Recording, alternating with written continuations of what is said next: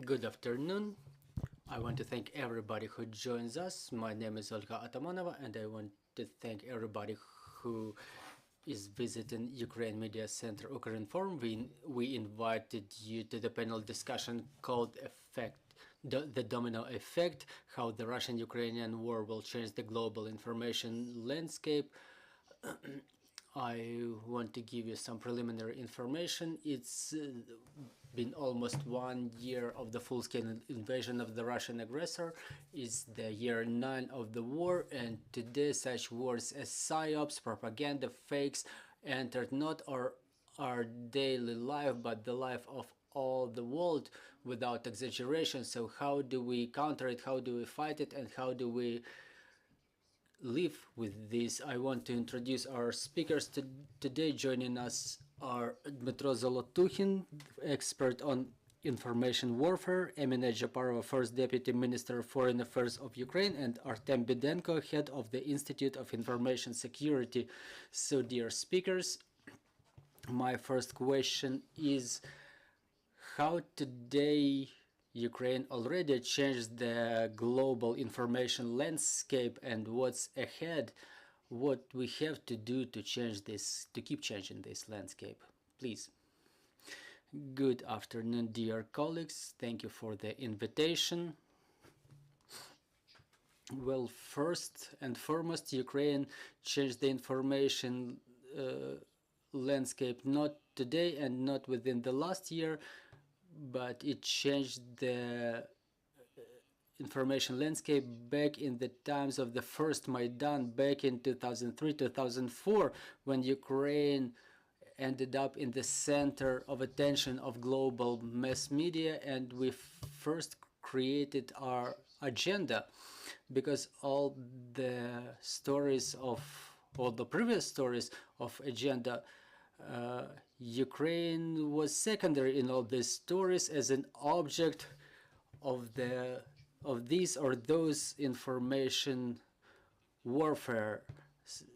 The story with Kolchugas, with Tuzla, and so on and so forth. And it's important that during this first Maidan, Ukrainians started creating their national identity as the country who may make it, who can make it, and who will make it. We were told that we are a failed state, but we proved that we may be in the most reputed global media. And since then, Ukraine is always in the global agenda. So today, this change of information landscape, we have to understand that it's our 15 minutes of victory. It's temporary. If we take the global history, the situations all around the world, I mean the history of the conflicts, but for us as a nation, it's a very important situation, because we already documented ourselves as the factor of development of modern civilization, as a nation which is capable of doing something that will dictate its conditions to other countries, as a country who will defend itself and in front of the eyes of the whole world is creating itself. So we already declared about ourselves, we are on the information map of the world. So our key task is to create the image of Ukraine all around the world and inside Ukraine that would comply with the values that we proclaim. Dear journalists, dear colleagues, good afternoon everybody. When our moderator was introducing us, we said that it's a Minsk reunion, because we all worked in the information, in the Ministry of Information Policy, and we were trying to, we were started trying to counter the Russian propaganda, to establish ourselves, to proclaim ourselves as the nation that our previous speaker mentioned about. So yes, we started changing this landscape even before we witnessed difficult times in our history, and I will focus on how we create this image of Ukrainian nation. And I want to emphasize that every information victory, I'm talking about the Ukrainian diplomats who are the real agents of influence. So for us, every such victory is the capital which has been converted into weapons, into tanks. In the aid that we receive from our partners, I mean both financial and humanitarian aid, it all influences a lot on what we receive from our partners, because without such background, without such serious influence and creation of such agenda, it wouldn't have been possible. We wouldn't have received such aid. So I will explain a little bit what we do in the ministry to have this effect.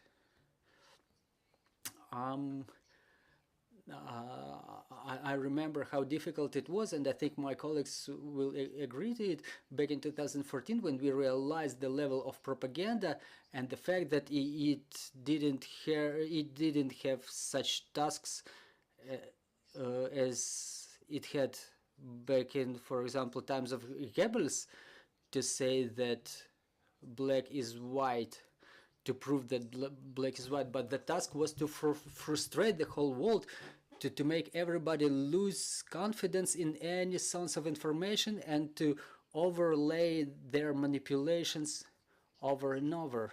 So it was difficult. It was difficult for those working in the government agencies to realize that it's propaganda. We all remember the case of MH17, to convince everybody what happened in reality. We're working with different commissioners of countries of OSCE who were responsible for freedom of speech. So when Ukraine was taking resolution on sanctions against the Russian propaganda media, we were trying to prove that they are propaganda media, and it's not about freedom of speech, it's about national security. So after the 24th of July, 24th of February, everybody realized that those actions were objective. And really, when freedom of speech is being converted into lies, we all have to react. The main problem is that still there is no collective agreement which would be documented in a convention between the countries who are concerned with the freedom of speech. It's all only being created, so Ukraine is only subjective. It's absolutely subjective, because we were able to create a pool of experts, and Dmytro will agree to it. I think we have leading world experts responsible for information security, about PSYOPs, who work with PSYOPs, who understand what it is, and it's a very serious background for promotion of our vision, to say that like I'm saying that this thing, it should be documented on the level of United Nations and some regional organizations. Maybe what we've done, maybe in the first days of war, when Mr. Minister was coming back from New York, I had to take leadership in the ministry. We had a meeting during 2 hours when every director of every department, well, we were all ready, because we prepared different briefs, instructions, and scenarios for reaction. And 2 hours after the first missile strikes, we started our work, the narratives, the playbooks, which helped our ambassadors to go on and to inform the world about what's going on in Ukraine, to give interviews 24/7. And the system that we created was the guarantor for the fact that we reacted properly, and now we're receiving this aid. Back in 2021, in the Ministry of Foreign Affairs, we adopted 2 documents, the communicative strategy for years 21-25. So in fact, we realized that we don't only have to talk about the war. Well, after the 24th of February, we understand that the context changed, but anyway, we started telling everybody that Ukraine is the country of opportunities. We started showing how it works, and our tourist flow increased significantly. For example, we received a lot of tourists from the countries of Persian Gulf. Well, it was all happening before 24th of February. obviously. And then we started the digital platform War in Ukraine, where we document the war crimes of Russian Federation against Ukraine, and we show the reality of Ukraine through the prism of warfare. And this Ukraine ecosystem, which consists of different sites of government agencies, covers the audience of more than 1 billion, and it has more than 1 million subscribers in Instagram, and we activated our Vina Triangle, Lithuania, Poland, and Great Britain, a project related to information security, and we did a tremendous job and presented the narratives of Russian propaganda in Brussels just a couple of weeks ago and how to cope with them. And we work with our partner countries in this very significant field. We reformatted the activity of Ukrainian Institute. It's the institution responsible for culture diplomacy. It's affiliated with the Ministry of Foreign Affairs. So we're now talking about the tasks, for example, in Global South. You know that Africa and South America, for example, are the new priorities identified by Ukrainian diplomacy. We didn't have diplomatic subjectivity in those regions. Meanwhile, Russia had very intense influence there. So, for example, when we talk about voting on United Nations resolutions, where one country has one vote, it's clear that presence of Ukraine in other regions than only Europe. We now understand that we have to open trade houses and embassies in a number of African countries to intensify the connections, and I can talk on and on about this. If there will be any questions, I will be ready to answer them. Mr. Dmytro, good afternoon, dear colleagues. It's my pleasure being here today. I have to emphasize that both Artem and Emine already mentioned the matters that have a global nature. So we're talking about the whole world here, obviously in the context of Ukrainian interests, but to talk about what changed and how Ukraine changed these processes going on in the world, I think that we have to stop at what was before and what we have now. What was before the full-scale aggression and what are the changes that we're observing now.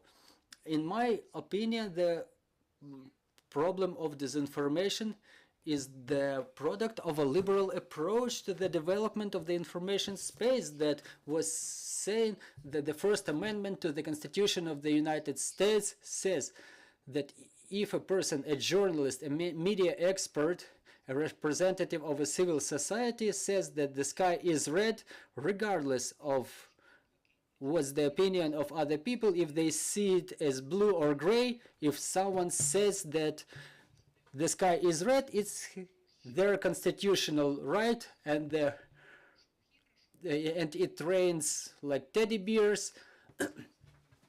Everything happens all around, not because God created it, but an ape created it. So it was the constitutional right of every person in the free world, and the liberal approach to the free world, it created vulnerabilities in the democratic world, and those vulnerabilities resulted in the coming of populists into power in Western countries, like conservative powers, ultra-right opinions, and the people were seeing that something was not right, something was wrong, and the people were seeing that the populists, they offer simple solutions, so people started voting for them. And when Ukraine started broadcasting those problems, when Ukraine started saying that the First Amendment is the key value of the democratic society, it does not really give the right to certain people that the sky is red, because everybody looks up and they see that the sky is blue or it's clouded or so on and so forth. And the global culture started to produce such things. For example, I think that everybody has seen that wonderful movie, Don't Look Up, and it shows that they are not the obvious things in the democratic society. And I think that Ukraine and what happens in Ukraine is the background for such changes. What the changes look like, I don't know if it's a correct example, but for me, I personally think that the latest elections in Czech Republic demonstrate that Petr Pavel, who is the representative of the military, of the conservative forces, founded on the values of service to its country and faith, that he won over the populist Badish, who was saying that things are ambiguous, let's look from different vantage points, it's about our security, let's look at it under different angle. So now the people come into power in the Western world whose life and whose activities are based on the values, even if they do not assist to the development of the liberal businesses in Western Europe. One way or another, they take resolutions, they take decisions, they make decisions based on their values, common human values, Western values, the values which were spreaded by the West for decades. So now this tragedy in Ukraine, it became the background for such changes. And what we're talking about here now is that our target audience is West, the European Union, Canada, United States, and the values that we share, we want to promote. And in this regard, I think it's very logical that we are all here. And in this panel, the top speaker is the representative of Ministry of Foreign Affairs of Ukraine, because it's the government agency which is responsible for the most important communication in Ukraine, because we clearly understand that this war cannot be won by Ukraine just alone. It won't be only the victory of Ukraine, it will be the victory of all the civilized world, of every country which helps Ukraine with humanitarian aid, with weapons and financially. So when we win over Russian Federation, and Russian Federation will be transformed into a normal civilized country, every country of the West, France, Great Britain, Germany, US and Canada, the politicians who will be in power at that moment, they will be able to say that it's the victory of European Union, of France, Great Britain, Norway, Finland. It's the victory of our values. All those countries will celebrate victory together with us. And thanks to this, in this regard, this project is, this progress is so important. I would like to ask, don't you think that the role of Ukraine in this fight against Russian propaganda is a leading role? We see that just recently, when we started termination, the work, the operation of Russian TV channels, and now everybody was blaming us, but now we see everybody going the same way. We've seen this Swedish case when Quran is being burnt, and the democratic society doesn't know what to do with this, because on the one hand, a person may express their free right, but where is the balance? How can we help in this global fight?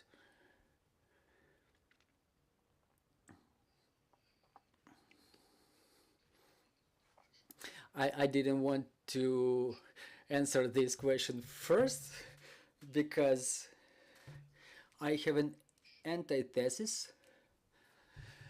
As a person who works a lot with media, and I was in this market for a long time, one of the key problems that we have is that our media market is pretty weak.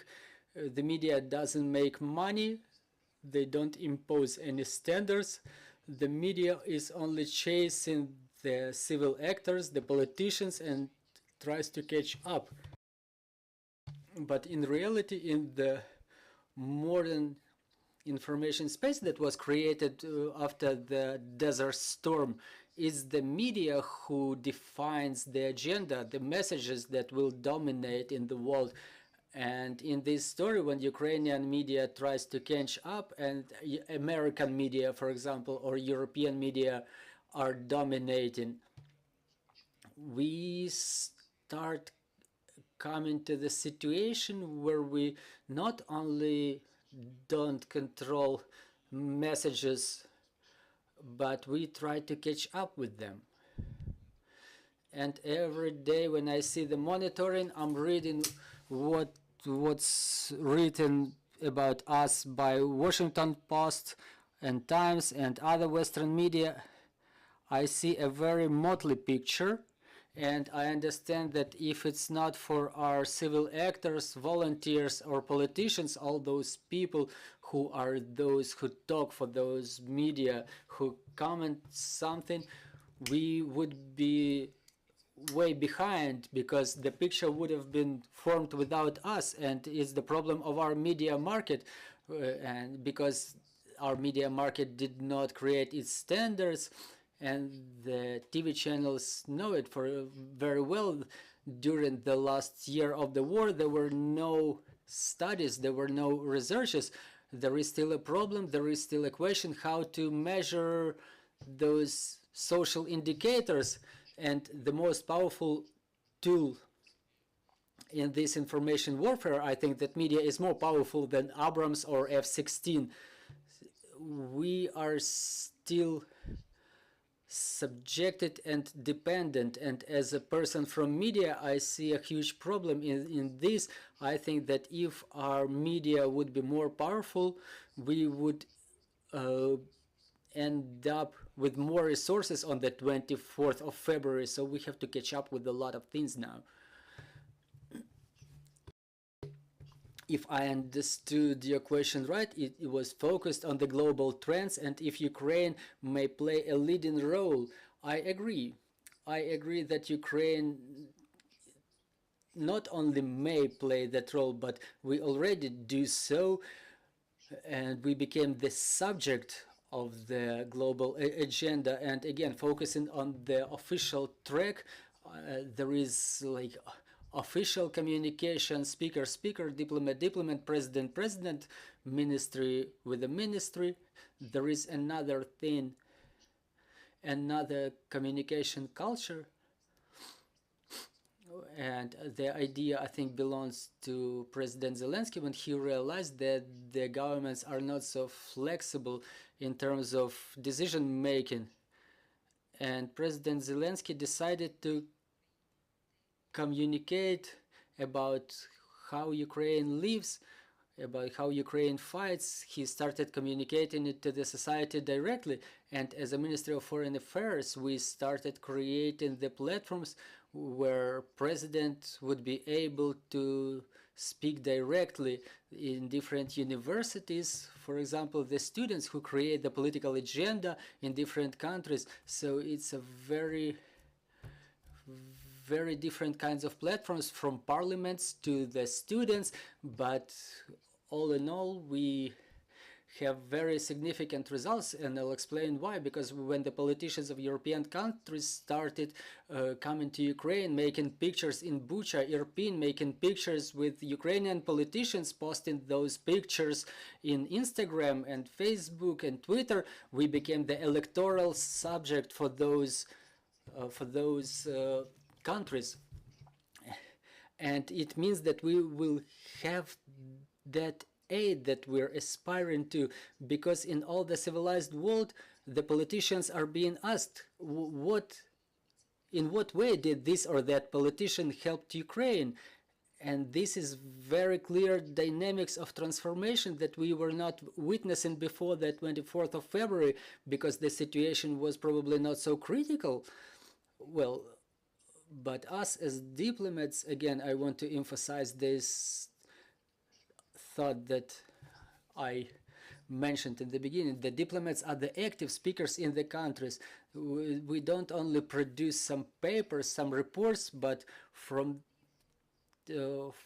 morning until the very night, they give interviews and they create the vision through which this or that country sees Ukraine, and we capitalize on that. We have serious results. The artillery systems, the tanks, the shells, and everything that Ukrainian armed forces require, and obviously is the financial aid. And in my personal opinion, what's important for Ukrainian society is the future, is the vision. And again, it was the idea of the president who said that we don't only have to focus on the problems that we were trying to survive, but we have to ponder over the future. The reconstruction of the infrastructure is the process that we will come to eventually. So let's think of it rather earlier than later. And it gives certain perspective, because I think that emotionally everybody who lives in Ukraine, the most difficult thing is we don't have ground under our feet, because we survive. And this energy that is being created by the government, and we consolidate our partners about this idea. So let's talk about the reconstruction, the rebuilding. It's a very important point in the subjectivity of our narratives. Thank you. Thank you. I would like to support what Emine mentioned about the Western politicians who keep coming to Ukraine and return to the situation in Sweden, because I think that it demonstrated once again the key threats that we're facing. I mean, us as the European family. First of all, we can track this trend. Then a Western politician has some problems with his internal political agenda. When they come to Kyiv and they shake hands with Zelensky, they're making picture. The situation in the media of that country changes, because people started coming here for indulgence to improve their political stance, and it's normal, because it's logical that Zelensky was recognized as the person of the year by a number of magazines, including Time, and the communication of the political elites, they were saying, okay, who else? Well, give us any other name. There may be no other option. So we think that yes, Ukrainian stance, Ukrainian history became a player in the internal political processes of Western countries. We can also make an example of activity of the ex-ambassador in Germany, Mr. Melnik, who is currently the deputy minister. A couple of times, my colleagues from Germany, they were texting me like, we don't feel comfortable. Why is he blaming us? Why does he say all those things? But one way or another, it was Mr. Melnik who created the alternative agenda in the media of Germany. It created discomfort for the representatives of Social Democratic Party of Germany, but this is what a powerful country has to do, to create their agenda, and Melnik keeps doing it, no matter how Mr. Olaf Scholz acts. So I think that the Social Democratic Party of Germany, for their slow and indifferent attitude to decision making, they will receive some political evaluation in future, including in Germany. And now a couple of words about that case in Sweden.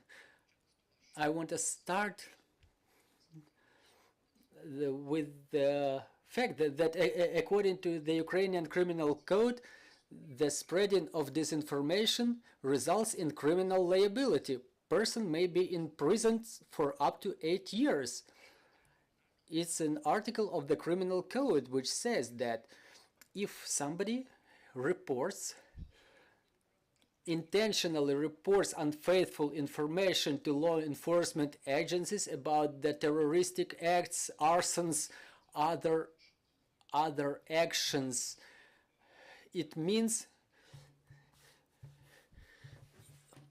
for example, if it was reported about the subway or some other place of mass concentration of people, the police should come there, the deminers, they should inspect the place, so it brings harm to the society, to the budget.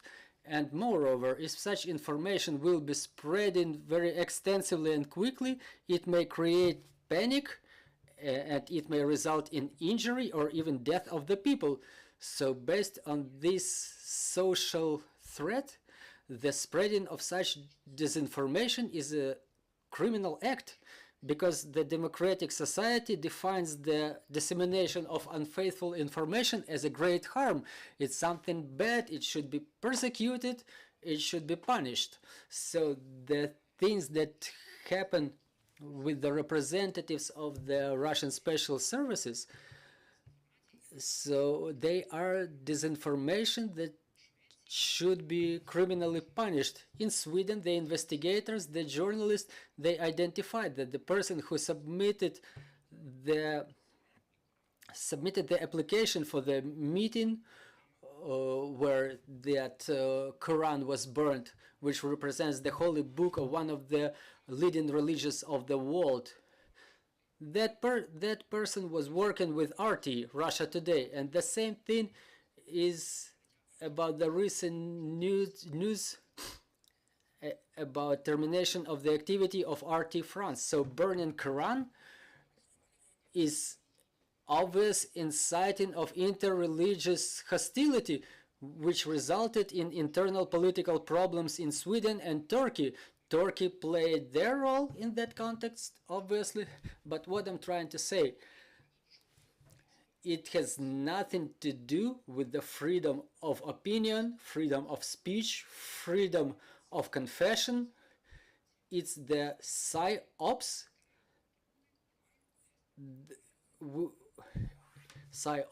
for which certain people are responsible, and those people should be punished. Well, before we proceed to the questions from the floor, the Russian narratives of the world, in the world, you all work for countering those narratives. So what is their transformation? How did those narratives change during full-scale invasion? Do they work? Because many are experts, they say that it becomes more and more difficult for them to work in the internal Ukrainian market, but we keep seeing that they keep working in the global market.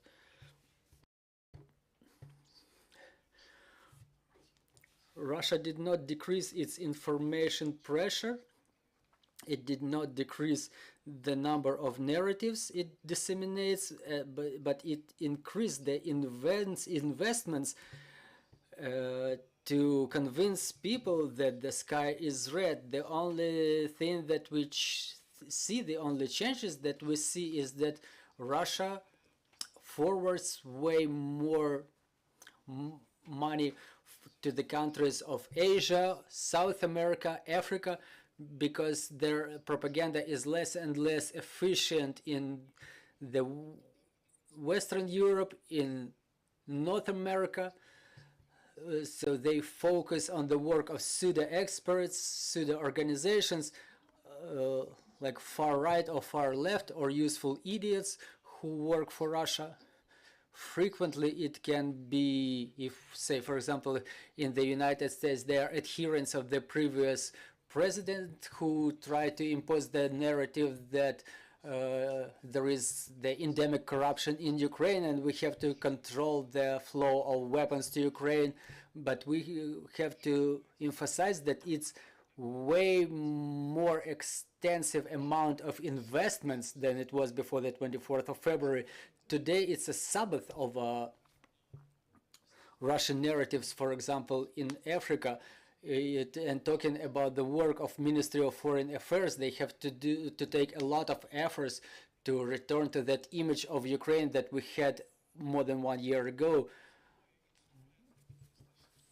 because their narrative is that Ukraine is the instrument of a capitalistic world, and Russia defends all the world against this capitalism from the United States.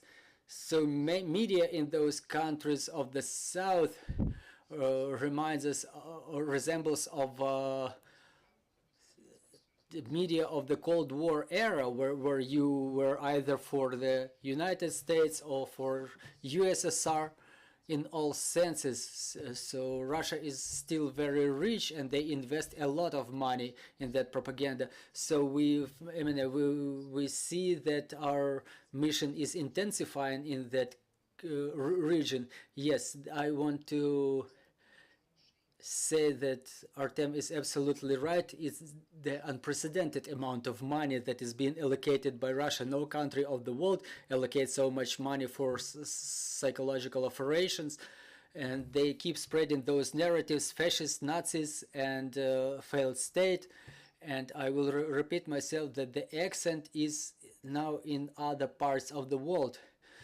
The world does not rotate around Ukraine. The world is way bigger, and us being in the European continent, we have to realize that it's not only Europe, that Europe is not the whole world. And talking about this voting in the United Nations, there are more countries that vote, and it has certain effect due to a number of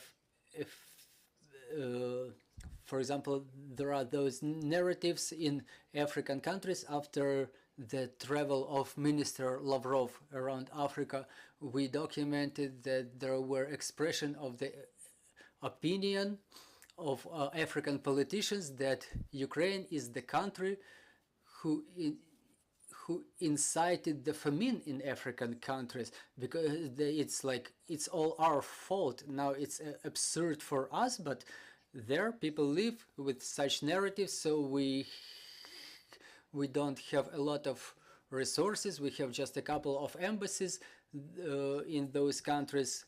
This is why President Zelensky decided to increase a presence in African and South American countries. And there was a number of those narratives about corruption cases. For us, it's a normal thing. There is an internal enemy, external enemy, and fighting corruption is something that we do for a couple of years now. It's a normal process when we are being cleared of corruption component, but they combined it with the aid provided by the world, and they try to discredit all this aid in the light of these corruption narratives. So maybe the key thing that I observe in the so-called neutral countries, in the neutral zone, that the narrative is not that it's a war of Russia against Ukraine, but it's the war of Russia against United States, that the world shouldn't be monopolar, that United States should not dictate their will to all the people. For example, because in African countries it's a very sensitive topic about colonization and decolonization, and they react very intensely to the attempts of somebody trying to dominate over someone else. But we objectively have a lack of resource, but I think that the civilized humanity is on our side. Those who have critical thinking, who realize that it's an aggression of Russian Federation, it's an unprovoked war. And I would say that we have a lot of agents of influence that cannot be manipulated, and the people who broadcast the objective picture.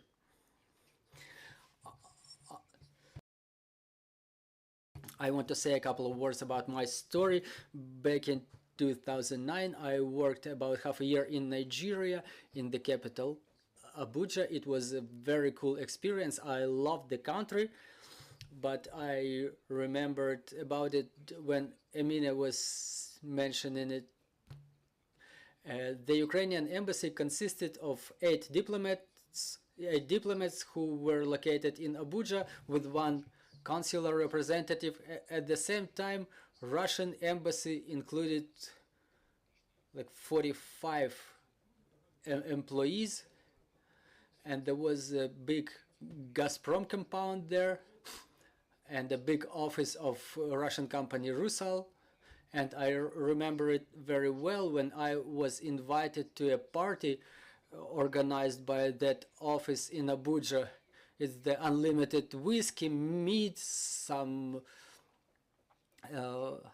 food, drinks. Everything looks very luxurious, gorgeous, very rich, and people walk around. Well, they were not dressed in uniforms, but I have an experience which allows me to visually tell them from a normal, intelligent people with intelligent manners and good Russian language who were inquiring about the Ukraine's plans,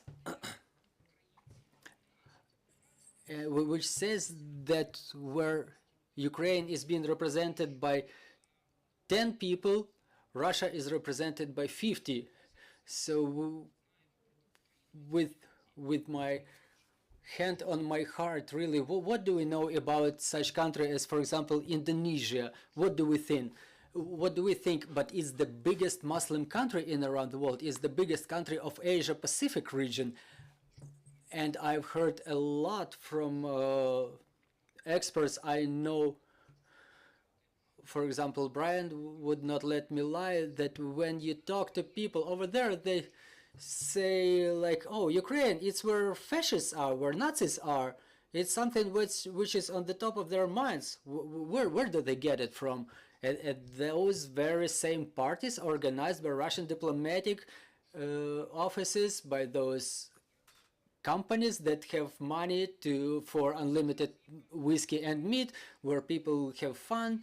Well, yeah, now they say that Ukraine are fascists and we will never have such resources. Even if we put everything aside and we only take care of the external communication, we wouldn't be able to invest as much as Russian propaganda in this, because the Ukrainian business is not organized that way. People talk about something that is close to them, because all the diplomatic activity and business activity of Russia is weaponized. Well, I wanted to try to say it in a beautiful way. In Ukraine, it means that everything, every word is converted into a weapon.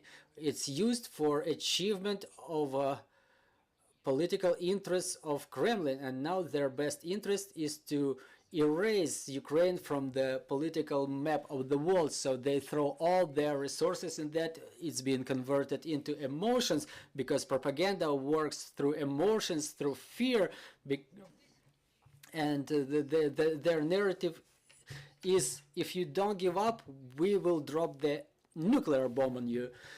So it's either you give up in the interest of Russian Federation, or you end up in nuclear ash. So is the crime, is the disinformation that results in fear and in certain actions of the people, and the feeling of unfairness that is present all around the world in every country. And the feeling of unfairness grows bigger in people. More, the less is the political intensity of the country in the world. Because if they were not able to build their political institutions, it's United States' fault, because it was them who didn't let those countries build their political institutions. So those are the emotions that propaganda is maintained by. We have questions on the floor. Irina Udodenko, Ukrinform. Before it was reported that Russia will start another wave of PSYOPs in Ukraine. What do you think? What will be the narratives pushed forward by Russian propaganda this time? I think that Russia never stopped it. There are more and more waves of those PSYOPs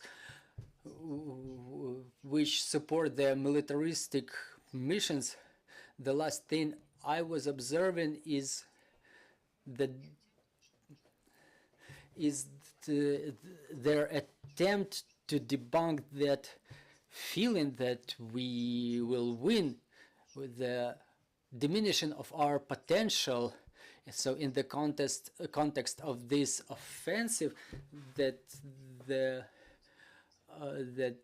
Ukrainian partners keep telling us about, that Russian Federation will not joke around. So it's their classic, they try to plunge us in fear that paralyzes the world, which paralyzes Ukraine. We were witnessing that nuclear blackmailing when Putin and Russian official sources broadcast the messages to the world leaders.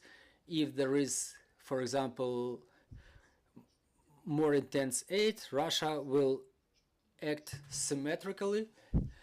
And our signal is very clear. If we live in the paradigm of fear, it will not result in anything. It's a failed tactics. It's failed strategy. I think that we are being heard in this regard. We have more questions. Recently, a prominent advocate of Ukraine had a public debate on Twitter with a very pro-Russian American, and essentially arrived without the facts. I know this person is 100% advocate of Ukraine, but when asked questions about genocide in Donbass, didn't know anything. So can the Ukraine Media Center or other organizations step forward and really start advocating for English-speaking teaching sessions where topic by topic that can be handled? One was about Azov Regiment months ago I came to, but that would be a good one where the advocates for Ukraine, when they do get that information coming in, instead of just saying, no, you're wrong, they actually have the information ready to respond. An example would be how many internally displaced people are in the rest of Ukraine from Luhansk and Donetsk, or what were the actual numbers at the time versus now, et cetera, et cetera. So. Це, мабуть, більше до нас питання. Well, it's maybe more question to us. Well, we appreciate these remarks. We have such meetings. We have such meetings just like we're having now. So you hear those answers about propaganda from the experts, from the government actors. So you hear from them directly about their experience, but we will take into account your remark and we will do more and more of such events. Thank you. To the website War in Ukraine. This is a platform that directly says to the audience, describing some facts about the war, about the war crimes, about the genocidal actions of Russian Federation. So there is an existing platform for that. But if we go to the occupied territories, there is one peculiarity. It's just the absence of access to the occupied territories and the possibility of Russia to misuse and their control over the territory, while they have silly idiots who speak up and speak on behalf of those people who live in Donbass, saying that you should not listen to Ukrainian officials or Ukrainian people because they lie, and we live here and we know what is the reality, and they just communicate their lies on behalf of those who are orchestrating them. And then when Ukraine doesn't have an access to the occupied territory, we had it with Crimea, when we launched the Crimea platform, and this was actually one of the arguments that we've heard from our partners. They said, well, Ukraine, in fact, is not in Crimea for years. So we have to listen to people, and Russia has been exploiting this message very actively. So there is an objective reality, but there are some, let's say, remote control or remote monitoring of the situation, which we are trying to describe in the way how we do it at the website. I would like to put it in a very special way, but I would like to ask you not to be angry with me in advance, and like no offense, it's like accept it like a joke. So I have an information from my forces that you personally came to Ukraine to meet more Ukrainian women and steal money from them. Please give me the proof that I'm wrong, like arguments. Argue that I'm wrong. Where is the site with the proofs of this information? We have a huge problem. We're being attacked every day, 24/7. And it just goes like this. I'm like attacking you with false information, and you have to defend yourself. If we're gonna live forever in this kind of environment, we will fail to do anything more. We will fail to build our own institution, to do the constructive way of communicating with other civil audience, other target audiences and other countries, talking about what is really important for us. Instead, we will say that we are not idiots, we are not like stealing money from Ukrainian women, we are not killing people, we are not fascists, and so on and so forth. This is a ridiculous concept. I do understand that we have to have more communicative instruments, how to give more arguments to these people so they can argue in Twitter. But if we gonna like spend our resources only for like arguing that we are not idiots and we are not camels, we are not, I don't know, reptiloids or whatever. So this is ridiculous concept in my humble opinion. У нас є ще питання, прошу. We have more questions, please. Good afternoon, Igor Brolan, International Agency Army Inform. After the 24th of February, I started a Twitter account in English language because I realized that the work with foreign audience is very important, and really as to the African countries, I have an achievement. I started the trends about the influence of war in Ukraine on Africa, which gathered 200,000 reposts and comments, I think, and I see that Ukrainian diplomacy really works on intensification in global south. For example, as to the Crimean platform, we've seen last year that countries of South America joined the Crimean platform. I mean, Suriname, Belize, Guatemala. First in 12 years, it was the first time when the representatives of South America joined it. And I have a question to Ms. Emine. How do you see the intensification of Ukrainians' diplomacy in Global South? Well, technically, I will break it down this way. We started that work for a couple of months now. We have there is work in progress on identification of the key narratives that circulate in the societies of these or those countries. Then we involve the pool of experts. It's critically important their presence there, not only embassies, but we have the Ukrainian economic hubs there, because economy is something that brings people together, is the blood in this organism of political cooperation, and it will have certain results. So, and we do need people like you who voluntarily bring up this initiative. And if you have any vision, any proposals, we are open to cooperation with you. Dear friends, do we have any more questions? Please. Well, it's not like a question, but more than like a remark.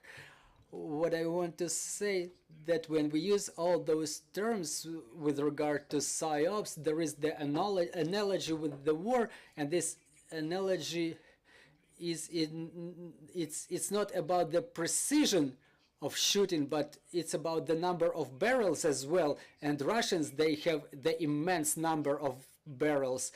For example, it's very difficult to find some Ukrainian media or Ukrainian, or let alone analytics center in South America. It was even impossible to find one in Europe. There is the Ukrainian Institute that emerged recently, but it cannot be responsible for everything. They work in cooperation with with European universities. And all those people, they do exist, but the government doesn't know how to cooperate with the analytical agencies, analytical institutions in the West. And the threat is not posed by ultra-right or ultra-left. We see them because they stink most. But it's not those who burn the Quran are those who set the agenda. But who sets the agenda are those who try to create the image of some mutually beneficial politics, and there are some trends like rallies in the school of international diplomacy who love Russia not because of the love to Russia itself, but they are methodologically such. This is their nature, because what Russia does, it instills certain fear. So my first question is, when will the government allocate money to establish such agencies, such Ukrainian analytical centers? Because now it's the moment when there is a huge number of Ukrainians being abroad. It's the very appropriate moment for creating such organizations, maybe analytical youth organizations, some funny and fancy, that have a potential to remain after the war, who will be the example of Ukrainian soft power after the war. Well, now that we have the Ministry of Information Policy here, the representatives, there was a ministry who should have been responsible for these matters that you're saying about to create the system. But because it's not about the energy, but the systemic nature of the actions, the repeated nature, because mastership is the systemic nature. And the paradox was that in this Ministry of Information Policy, we had a lot of good people, but due to a waterfall of critics, we were not able to do anything in a normal manner. Because when we launched this campaign, Crimea is Ukraine, we were hearing a lot of critics. It was back in 2015. What we've heard is that no one is curious about that, nobody needs it. And only in 2021 we came to the point when we realized that is the central subject in the political agenda. Now we read in all the global media what Ukraine should be given to return Crimea. And Kissinger started talking seriously that, yeah, it would happen sooner or later. But back in 2014, 2015, we've heard that, well, no one is curious, it's not interesting for anybody. So now we're catching up with this story. We don't have information policy working in a systemic way, because now there is a ministry, the relevant ministry, and Center for Countering Disinformation, and the Office of President has departments responsible for information policies. So we've written this white book where we set forth the concept of how this should be developing in the country. We adapted actually the approaches existing in American and British political reality. We adapted them for Ukraine.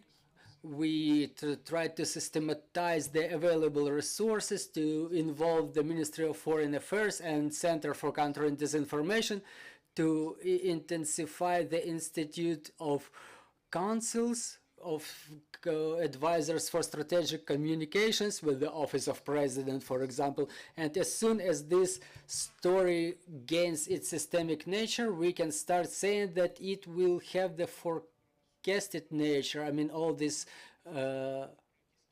things, we will be able to start talking about KPI, about the resources allocated, because for the time being it's so scattered that, I don't know, on the one hand it became our power that it's a tactics of small groups, but we have to bring it into a systemic field. Well, the only person who represents the government here, maybe not the one that may allocate money, but I don't think that the allocation of funds will solve this issue. It's not about the resources, but it's about creating the system which would have all the necessary elements, and we could coordinate all those efforts which are now kind of chaotic. I will express one more opinion, maybe not so popular, but something that I was facing in my experience. I was promoting the Crimean platform, and I was launching the Crimean platform with a couple of experts. We resorted to the help of a number of experts. We had the expert track, the parliamentary track, and we said that without you, we will. You have to communicate directly with your vis-a-vis, with the communication centers, with the expert crowds.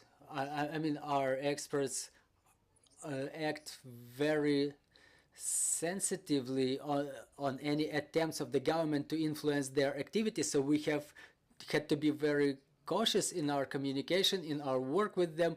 We created the pool of potential partners for the experts, the analytical centers, the expert teams, think tanks, and the universities which may work with this Crimean issue. It's a very wide range of proposals, more than 300 of such potential partners. So we provided contacts to the experts and we said, please go on. So one thing is when those experts work one with each other, but they have more trust between them rather than in the case when the government tries to work with such experts, because they may be used as the useful idiots in such situations, unfortunately. I would like to say a couple of words too. To create the proper community management, we have to have community managers. It's a very simple idea, and those community managers' work should be paid for. You mentioned about the Global South and South America. Well, my information about Brussels says that there is a critical lack of Ukrainian expert presence.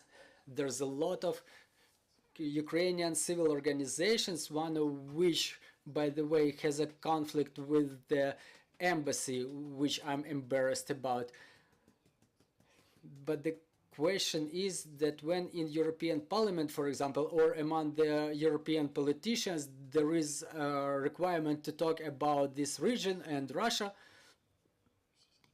there are Russian liberals who live there, and they emerge there immediately, and they have enough funding. They establish offices there, and the first best politician in Baltic countries and European Union, when they are being asked what should we do, they're being told that let's give more money to Russian liberals. They are being persecuted by the state, and nobody says how many Ukrainian journalists lost their jobs due to the war, how many journalists left, how many journalists have to support their regional media.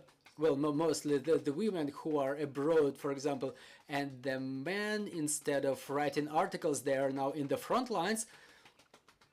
And unfortunately, these Western politicians, they don't have this opinion like, okay, let's give more money to Ukrainian journalists. Now that we're talking about the information Rammstein, nobody understands what it is. But in my opinion, it should be not only Ukrainian government who should provide such funding, but because it's not only Ukrainian war, because what's going on in African countries or South American countries, it's not only issue, I mean in terms of Russian propaganda, it's not only Ukrainian problem, it's our common purpose, common goal to develop those values. So it's not only Ukrainian budget who should, from where the money should be allocated, but those money which are forwarded for disinformation, well, we have a task for debunk 1,000 fakes. Well, there's nothing left. There was a thesis, we created the anti-thesis, the people checked out the both sides and they have nothing constructive. So instead of promotion of some constructive story about the values to create this community management, about the values that we want to promote, not only for account of Ukraine, but our partners as well, we spend that money to walk around and like to show everybody how bad things are. So I think that it should be not only a question to Ukrainian government how to model their management activity in the information space, but at the same time it's the question to everybody how to react, how to promote the values, our joint project, not only Ukrainian project. Thank you, Artem Zolotukhin, Emine Dzhaparova, Artem Bidenko. Thank you for this wonderful conversation, dear colleagues. Thank you for the interest to this topic. Follow our further announcements. Trust in our armed forces and glory to Ukraine.